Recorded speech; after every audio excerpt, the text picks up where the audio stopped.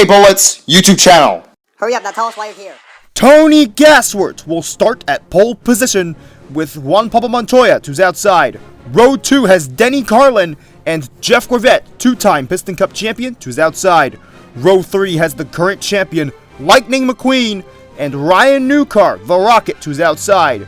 Row 4 has Bobby Swift and Jeff Burnton, the Jumper, who's outside. Row 5 has Jamie McCarry and Mark Carton, who is a very nice Piston Cup racer. Row 6 has Brad Kozlowski, who's surprisingly started every single race so far, and Greg People. Row 7 has Kurt Buschtire, who should not say a certain word, and Kevin Carvick. Row 8 has Cal Weathers and Casey Corner to his outside.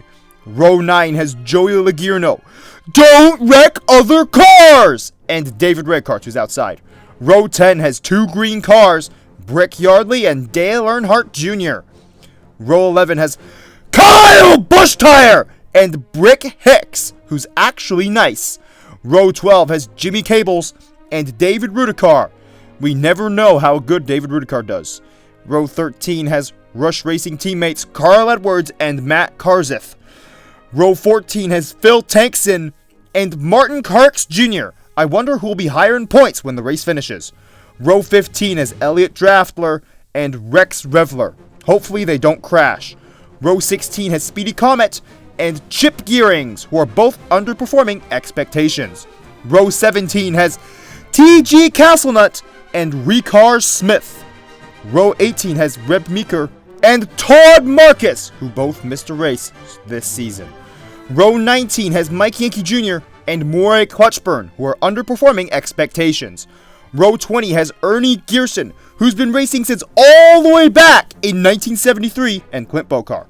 Row 21 has Dirksen D'Agostino and Joe Brakecheck. Neither qualified last race, and starting in 43rd is Doug Throttleman. And these 13 cars, among many others, failed to qualify for this race. Tony Gasworth would lead for the first 2 laps of the race before he'd lose the lead to Jeff Gorvette, who would lead all the way until lap 18, where he'd lose the lead to Chip Gearings off of pit cycles. But after pit cycles are done, Jeff Gorvette would retake the lead, leading until lap 19, where he'd lose the lead to Greg People, who would lead until lap 23. But a red car by the name of Todd Marcus would be 32nd as of lap 23, where he wrecks himself and Morey Clutchburn. Maybe this was an accident, but Lightning McQueen would take the lead after the restart and lead for 83 laps! How does any car lead for 83 laps? But Jeff Gorvette would take the lead on lap 107 and lead for 2 laps before Lightning McQueen would retake the lead, leading until lap 121, where Jeff Gorvette would once again retake the lead, leading for 2 more laps before Greg People would retake the lead, leading for 4 laps before Denny Carlin would take the lead from himself, leading all the way until lap 146. Unfortunately, Reb Meeker would be out on lap 132 because of an engine failure. Juan Pablo Montoya would take the lead on lap 147 and lead for a few laps before on lap 152, Joe Brakecheck also has an engine failure. Jeff Gorvette would take the lead after the restart and lead until lap 171, where 11 laps earlier, Kyle Buschtire would be 6th as of lap 160, where he wrecks Brick Yardley and Doug Throttleman. Right! And he puts Casey Corner down 1 lap. Right! And Ernie Gearson would be out on lap 162 because he got tired. And Elliot Draftler, 1 lap later, on lap 163, would be out for the season. And here's footage of the... What? There's no footage of the crash? Why? And Kurt Buschtire would be out on lap 164, and Kurt Buschtire, don't say that word! T.G. Castlenut will finally take the lead on lap 171, and 2 laps later, Jimmy Cables would take the lead from him. Half a lap later, Cal Weathers would take the lead from Jimmy Cables and lead for 6 laps before Greg People would take the lead from himself, leading for 21 laps before Kevin Carvick would take the lead from himself, leading for 9 laps before Cal Weathers would be back in the lead until lap 215, where he'd lose the lead to Denny Carlin, who would lead all the way until lap 229, where of course Lightning McQueen would take the lead off of pit cycles, and Jimmy Cables would take the lead on lap 230, and later that lap, Denny Carlin would retake the lead, leading for 7 more laps before his teammate Kyle Bushtire would take the lead from him. He'd lead until lap 243, where Jeff Gorvette would take the lead from him, leading for 3 more laps before Greg Beeple would retake the lead once again, leading until lap 250. Matt Karseth would be second as of lap 250, but he would be beaten to the lead by Tony Gasworth, who would lead for 2 laps before Jeff Burnton would jump over him and lead for 3 laps himself. But the other Jeff Gorvette, would retake the lead on lap 255 and lead for 9 laps before Jimmy Cables would once again take the lead, leading for just 1 lap before Cal Weathers would be back in the lead, leading for 2 laps before Clint Bokar would take the lead for himself, leading for 9 laps before Mark Carton would lead 2 laps himself. But on lap 278, Denny Carlin would retake the lead, leading for 11 laps before he'd lose the lead to Carl Edwards, who would lead all the way until lap 296, where Tony Gasworth would take the lead from him. He would lead until lap 302, where Cal Weathers would once again retake the lead, leading for 7 laps before Greg Beeple would take the lead from himself, leading until lap 314. But Jeff Gorvette would take the lead once again and lead 3 more laps before Chip Gearings would once again take the lead off of pit cycles. But Carl Edwards would take the lead after pit cycles would be over, but on lap 323, Ryan Newcar the Rocket would rocket up to the front. 3 laps later, Denny Carlin would retake the lead, leading for 11 more laps before Kevin Carvick would take the lead from him.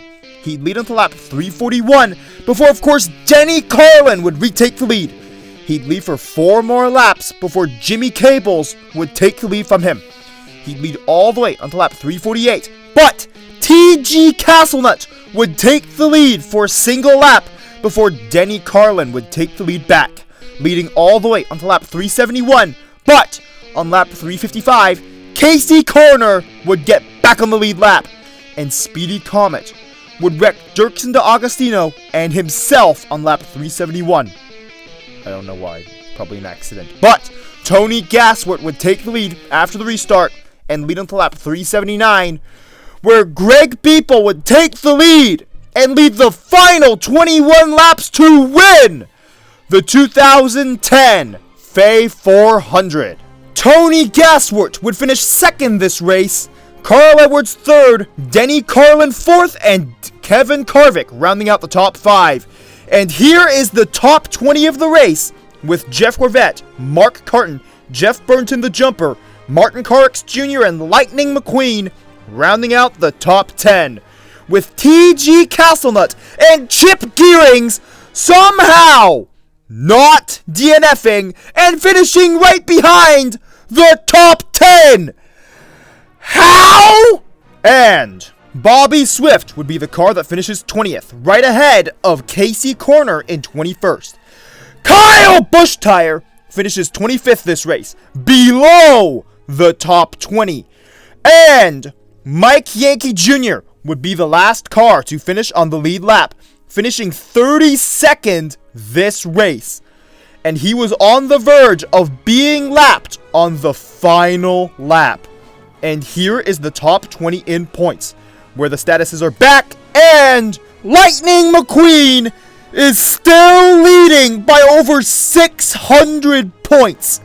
And Matt Karseth, who is currently in 12th, has only led 1 lap so far this season. But he has spent significant amounts of this race in 2nd place. And Phil Tankson is only 4 points ahead of Jamie McCarry.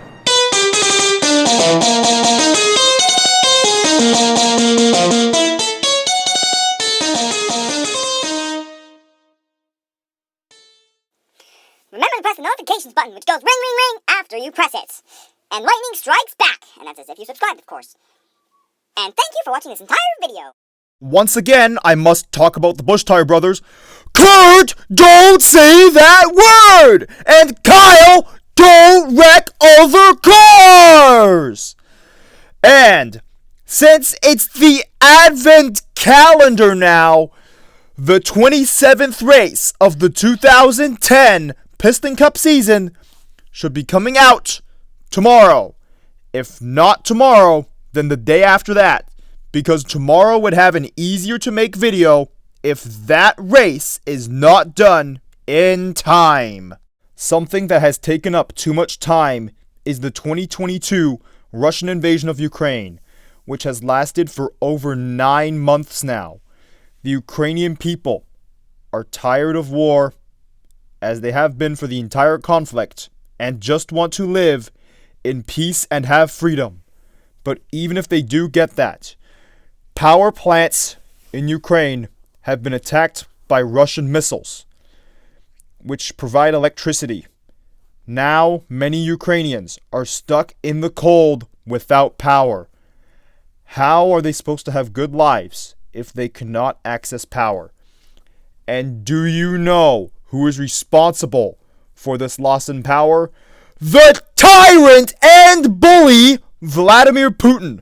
Why would you start an unjustified invasion of Ukraine? You already have enough land of your own! Not only is Vladimir Putin the tyrant bullying Ukrainians, he's also bullying Russians because he's forcing them to fight in this unjustified war.